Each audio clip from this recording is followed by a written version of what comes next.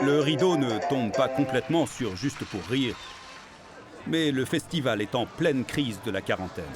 Que reste-t-il de nos amours? Et que reste-t-il de ces 4 décennies lancées en grande pompe avec Charles Trenet en 1983 par un jeune homme d'affaires, Gilbert Rozon? Très content, très heureux.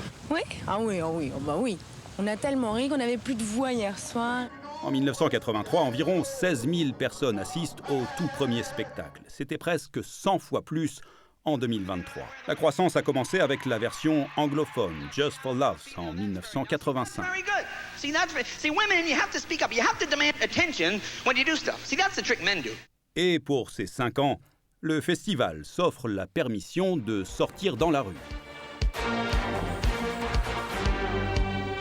Dans les années 90, Juste pour rire est devenu une scène incontournable pour les humoristes du Québec et d'ailleurs.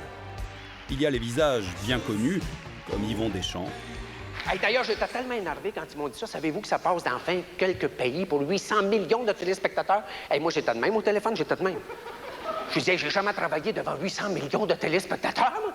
Ils ont dit, non, mais pas toi, là, pas toi. Ou encore Michel Courtemanche, déjà habitué du festival depuis plusieurs années. Parmi les milliers d'artistes qui se produisent, certains se font davantage remarquer. En 1995, Lise Dion est ainsi sacrée grande révélation de l'année. Il est dans un bocal au laboratoire, puis ils vont faire du rouge à lèvres avec.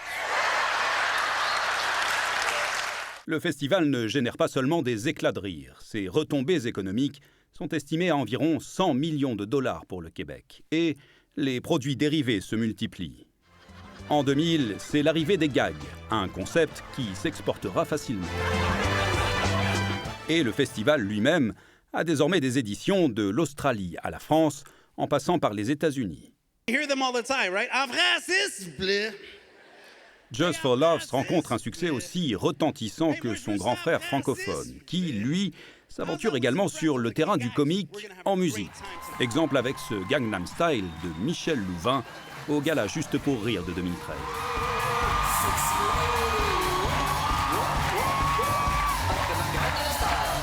Mais en 2017, le ton n'est plus le même. Des allégations d'inconduite sexuelle contre Gilbert Rozon ne font rire personne. Le fondateur est écarté, vend ses parts. Il sera acquitté lors d'une procédure au criminel, mais 6 procès l'attendent toujours au civil et lui aussi poursuit en diffamation.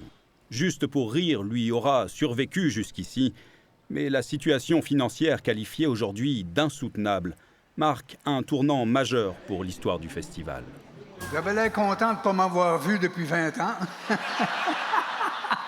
Yvon Deschamps était revenu l'année dernière pour l'ultime gala Juste pour rire.